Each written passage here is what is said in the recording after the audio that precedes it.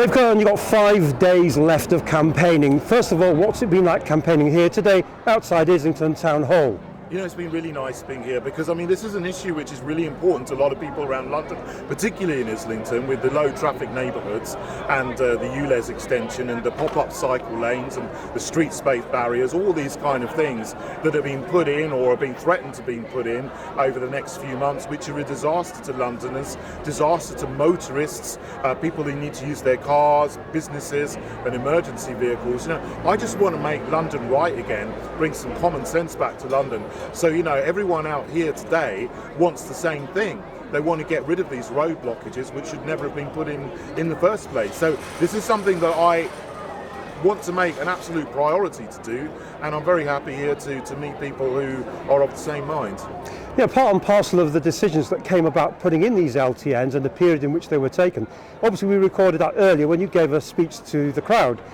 But the question has to be, the devices that they're using is called consensus politics. Can you just run us past what consensus is?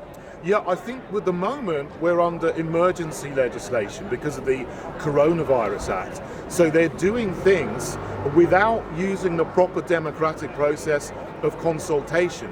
And so these low traffic neighbourhood blockages, for example, they haven't had a proper consultation on.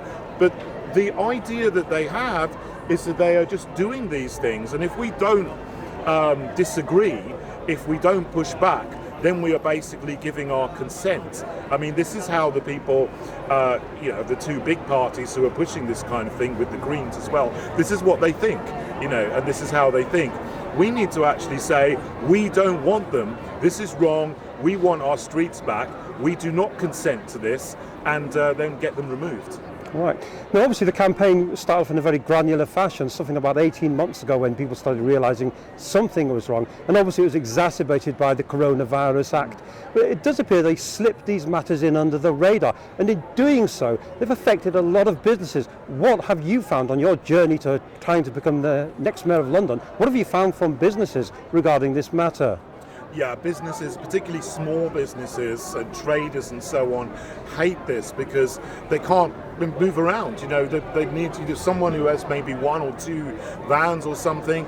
It's a disaster for them because they need to take 2 or 3 times as long to get somewhere, to do a delivery or something, as they would normally take. So far from actually lowering the amount of traffic, it's increasing the amount of traffic on the roads. There's more congestion, there's more pollution, everything takes longer, and of course that affects businesses who can't get into the low traffic neighbourhoods except through one entrance and have to take a lot longer to do so. Well, right, obviously this is all political because it plays out in a political top echelon, such as the town halls, such as City Hall, and obviously the Houses of Parliament, the Commons and the Lords. Now, there must be a reason behind this. Is this anything to do with the United Nations agenda, as we hear? Yeah, I mean, that's the agenda behind it. There's Agenda 21, there's Agenda 2030, there's the 17 Sustainable Development Goals of the United Nations that goes along with this. And I think the push that they want is to create what they call smart cities, where everyone will be walking and cycling around. There won't be many vehicles on the roads. And a concept that I started to hear in the last year or two is the idea of a 15-minute neighbourhood. So people will live in their little neighbourhoods. They won't need to go or walk more than 15 minutes from their house. They'll basically stay in, work from home, even get deliveries come to them on a drone or something in the future. But they, you know, some people ideologically want to get rid of motor vehicles and stop people from having their own private cars. The people that are pushing Agenda 2030 are very, very much against private car ownership. And this is a 1 or 2 steps towards making life more difficult for individuals. Well, it does appear to be, I mean, I grew up in the country myself, and what you do is you would pen sheep in when you wanted to do something to them. I look out here today and I see for the first time that Islington decided to introduce a pen system of a gate fence around where they thought the process would be. Now, no one's objected to it at this particular point, however, it wasn't there before. But penning people in this way when they want to protest, it doesn't seem quite right. It doesn't sit very easy, I don't think. How does it sit with you? Would you agree to that? I think it's appalling, and I think these things, measures are being done almost without people realizing it, a little bit at a time, a few months later, a little bit more, a few months later, something else. And it's like, well, we're not actually stopping you from going in and out, but they put a fence around where, you know, you might have been able to walk somewhere before, but you can't anymore. And so, you know, I've noticed this sort of like big security barriers, fences going up around a lot of schools, for example. Schools all have security gates on them now. 10 years ago, hardly any of them did. So bit by bit, slowly, we are actually finding our cityscape transformed, almost without us realizing it. So you have to keep your eyes open and watch what's going on and say no. And these things are done, they'll have some kind of consultation, but they'll just put a little notice on a tree or something, so hardly anyone notices it, and then they do it anyway. But this is not really informed consent. They would say it is, but it isn't really. But you've got to really keep your eyes peeled upon what the politicians and the councils and the government are doing, because they're going to introduce Agenda 2030 step by step by step, almost without you realising it, and then you'll get to 10 years' time and you'll realise what's happened to our city. What's happened is completely changed, and our freedom to move around has gone. That's absolutely wrong. It's very disturbing, and I don't want that if I'm the Mayor of London. So a vote for you as Mayor for London will be to start reversing these measures as quickly as possible. Absolutely, we need to reverse them. Yeah. A lot of people have looked at other candidates too, and some of them are saying something along the same lines that you are, that clearly there are agendas, there is consensus politics, and people are having their rights taken away. And it's quite right for an independent candidate to think that way. Obviously they should think about other individuals. Now, you do represent the Heritage Party. Perhaps you can tell us a little bit about what the Heritage Party can do as a party. Yeah, I mean, the Heritage Party, you can look at our manifesto on our website.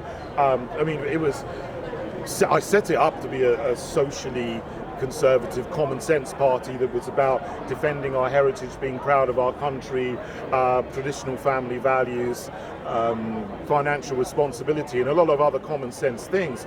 But, you know, in the last year, the major thing that has been in the forefront of everybody's minds is free speech and liberty, because our liberties, our civil liberties, have been taken away from us under emergency regulations. We've got to end that. As the Mayor, I will be in charge of the police, and I will remind the police to follow their oath, and their oath is to uphold human rights. And what's happened at the moment is you've got police officers enforcing regulations which are legally repugnant to our fundamental freedoms, going round closing businesses, fining people for not wearing a mask or for meeting their friends for a coffee in a group. This is absolutely wrong, and we need to stop it, because this is creeping fascism, to be honest with you, that we're having in our country. And I don't think many of the other candidates are actually being honest about the direness of our situation, you know, how terrible our situation is. And some of them are actually pushing the agenda. The big two parties, they're pushing this agenda and they're taking away our freedoms. You're not going to get them back with them. But I'm saying I'm an alternative which is going to stand up for free speech, for liberty, to get your civil liberties back. And as Mayor, I will use my power to do everything I can to restore civil liberties to the city. And in London in particular, obviously there's a massive amount of news reporters, either working for the Big Five, but there's also a lot of independent journalists out there. And we have noticed over the last few weeks that you've been harried by the police at times. At other times they've been reasonable. There is some kind of a strange balance there. But will you redress the way in which the lesser press, shall we say, the more individuals amongst the press, the ones without the big unions, the ones who are not in the Big Five, will you make it easier for them to be able to report on matters, whatever those matters may be, however it might upset perhaps those in power, because they don't have that freedom that the others seem to enjoy by having a national trade card? Is that right? Should people not be allowed to go out and make those journalistic endeavours themselves, and where does anyone start anyway, if you would, David? Yeah, what's disturbing, and what I've heard from a lot of independent journalists, is they've been stopped by police officers just for filming in a protest or an event or something, and they've been asked to prove they're in the press. and they haven't had an NUJ card, and then the police say you're not a legitimate member of the press. Well, that's ridiculous. I mean, we're in a different world now. We've got the internet, we've got YouTubers. I mean, if you don't work for a big television station, you are still a reporter. If you can still be a journalist and report on something, I speak to